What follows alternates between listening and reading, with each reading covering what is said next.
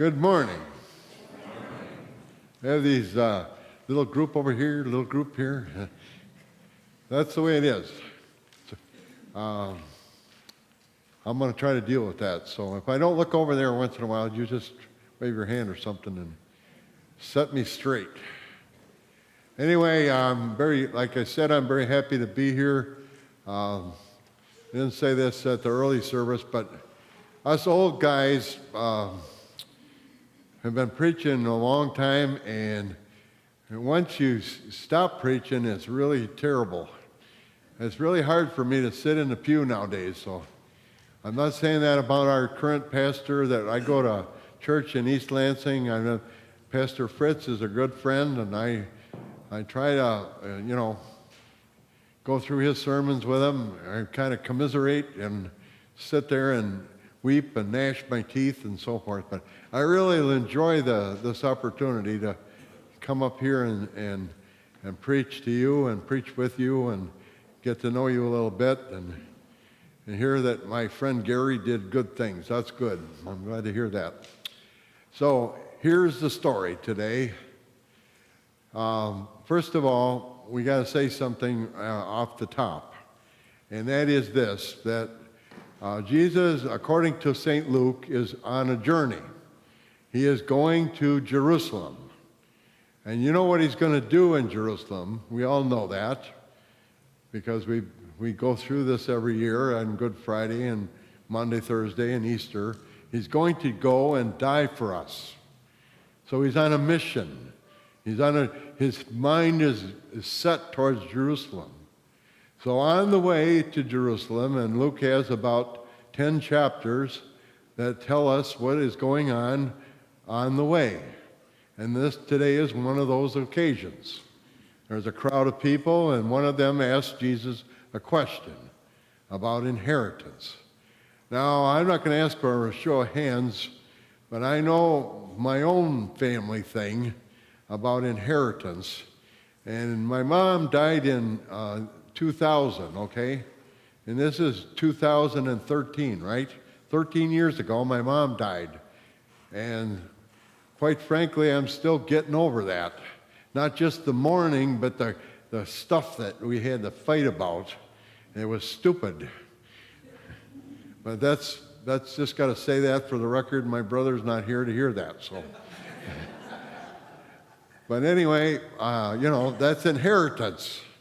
I happen to be the oldest. My brother was the youngest. He got to make all the decisions, so that's the way it is. Deal with it, Michael, deal with it. And I'm still working on this forgiveness thing, I do forgive him, by the way. We have had some reconciliation. But this inheritance thing causes a lot of trouble in families. Everybody agree with me on that? Yes, let's have an amen. Amen. All right. Pretend we're Baptists, huh? Why do they get to have all the fun, right? No. Anyway, the guy comes up to Jesus with a question. He says, Jesus, why don't you tell my brother to give me more of the inheritance, Well, guess what? He's obviously a younger brother because the Jewish law said that the oldest brother or the oldest heir received 2/3 of the inheritance. That was the rule at that time, 2/3. And the other third was divided among the younger children, siblings, brothers, sisters, whatever. So he probably wasn't, I don't know if he was asking Jesus to change the rules. How are you going to do that when the rules are written in Jerusalem, Is he going to go in there and change the rules? No, you can't. So that's why Jesus kind of dismisses him. And then he launches into this story and this word that we don't want to hear about, and the word is greed. Now, I'm not going to ask for a show of hands how many people consider themselves to be greedy persons, and nobody would raise their hand, right? None of us are greedy.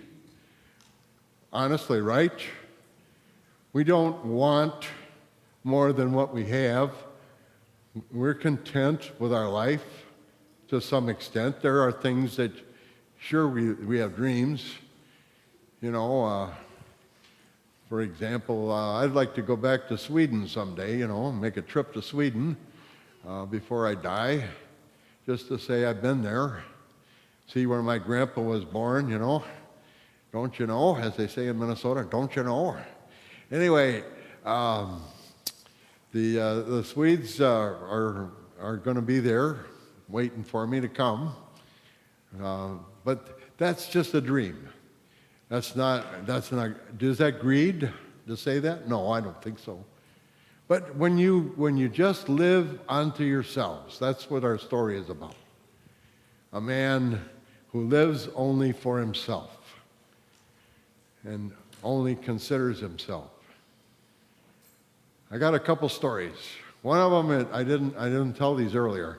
I gotta tell them now, because I didn't get them in earlier. But anyway, there's this guy, is on the news right now, and his name is A-Rod. How many know about A-Rod? How much money does A-Rod make a year? Too much. As one of my baseball buddies used to say, it wasn't that the stars cost so much money, it's what the mediocre players get. It all adds up, As I was saying out in the hall, how much pizza can you sell to pay all those guys down there in Detroit, for example? But this has gone way beyond reason, as far as I'm concerned. And why should a man who makes $30 million a year and does things that he did and gets caught have any more future in baseball, right?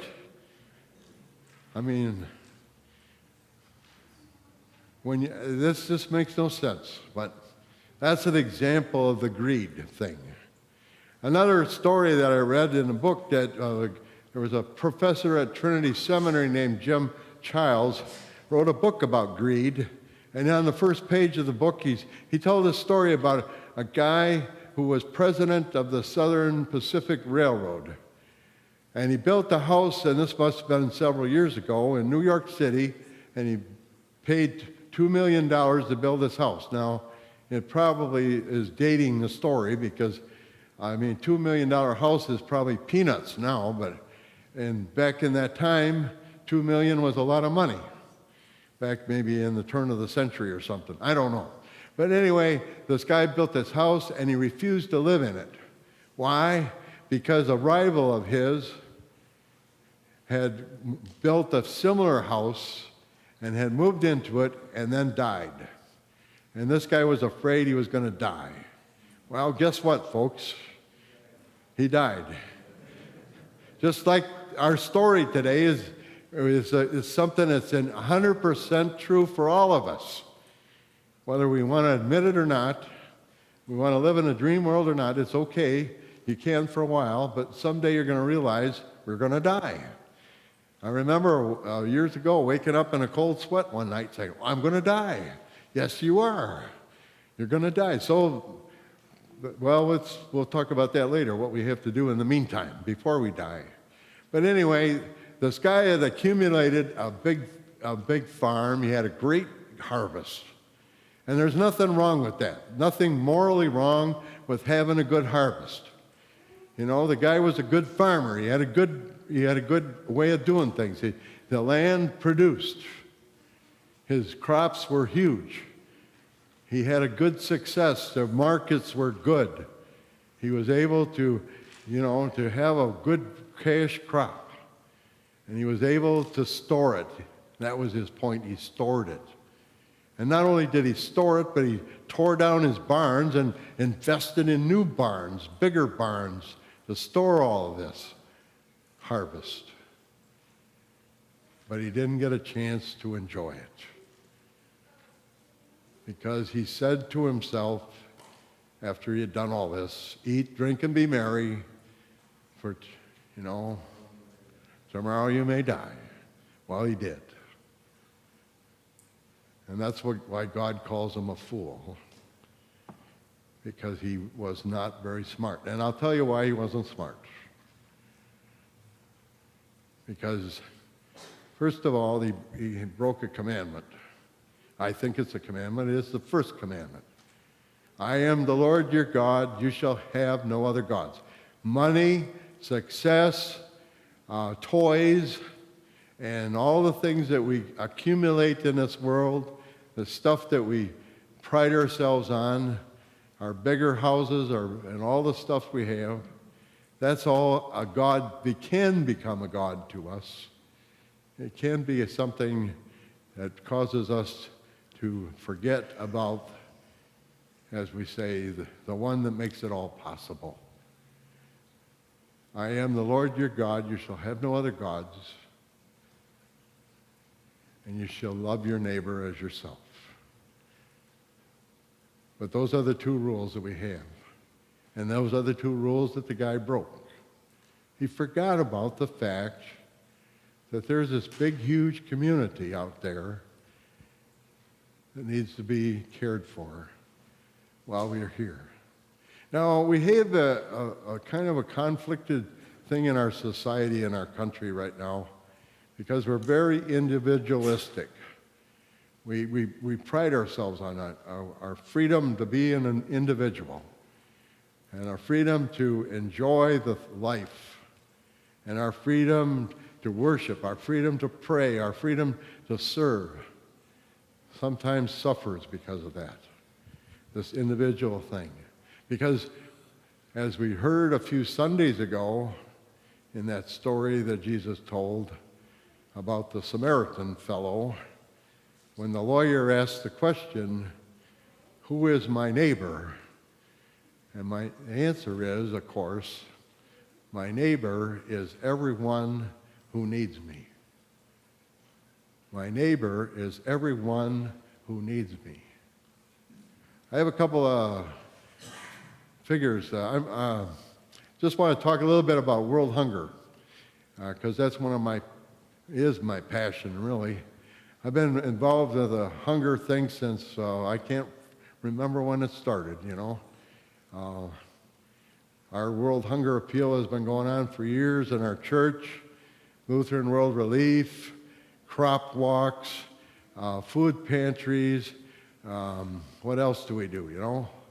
We do a lot of things. I just have this passion, and it's a fire that won't go out. And right now, our country is struggling with that. I don't want to talk about the farm bill because that's getting political, but there is a couple figures that I want to tell you about. First of all, in our country today, we waste about 90 tons of food every year. Waste.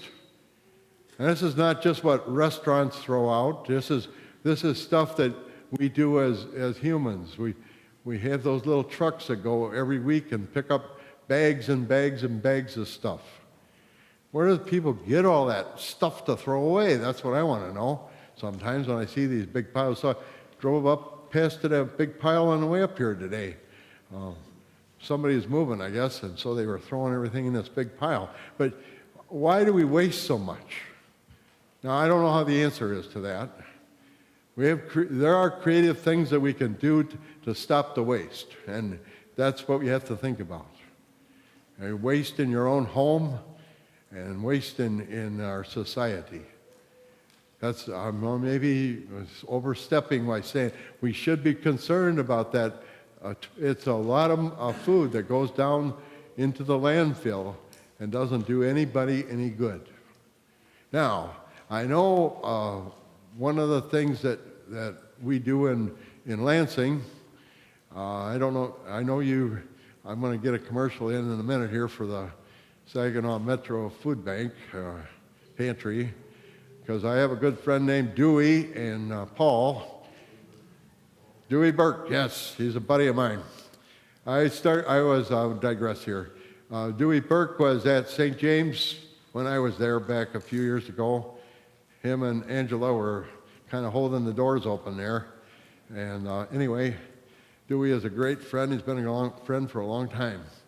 And Paul is a guy I know from when I was up here at a church called Zion. That's where Judy Kilmer comes from. You're praying for Judy Kilmer. She was a good friend of mine. I hope you keep praying for her, because I understand she's having some bad times. But anyway, now I'm on the Saginaw Food Pantry. And is that still at St. John's? Yes. Yes. Now, when I was here, that's when it moved. We moved it from Trinity to St. John's. That Trinity neighborhood was a little funny area, as you don't know about going over there sometimes. But anyway, in the daytime, it was fine. I was okay. Then we moved to St. John's, and it's once a week now. Is it once a week? Every 2 weeks. And how many families? 70. Okay. Now there's other places, right? I mean, the other thing I didn't tell you, this other figure that says in our country right now that 1 out of every 6 children in our country has food issues, maybe hunger issues. In our country, in the United States of America, the greatest country in the world, we have 1 out of every 6 children have food issues. That's not right. And I know we don't have a hunger problem, we have a distribution problem. And that's where that comes in. Now, I'll tell you one thing we're doing at our church in East Lansing, which is quite a large church, University Lutheran, and we have once a month, we have people come in and volunteer, and they haul the food into our church, and we distribute it from our church. It comes in and it goes out. We don't have storage. We don't have any mussing. We have to clean up after we leave, put the tables away and come back next month. It's real easy.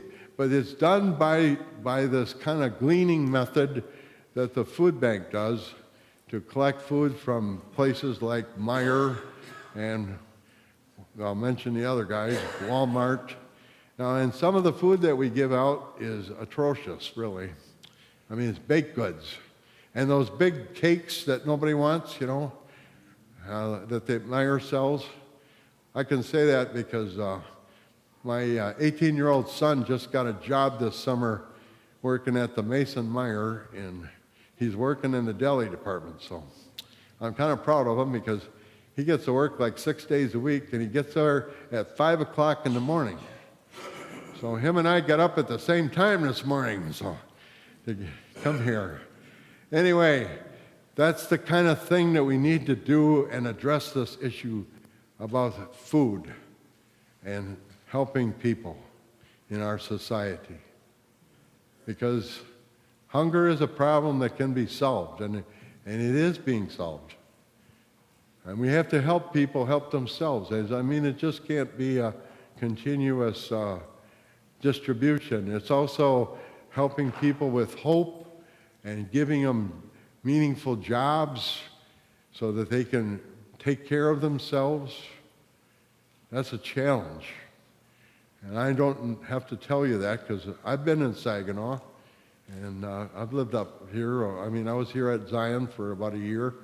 So I know what's Saginaw, a little bit about what Saginaw's going through, just like what Lansing's going through, just like what Detroit's going through, and Flint, and all the other cities in our state, and other places.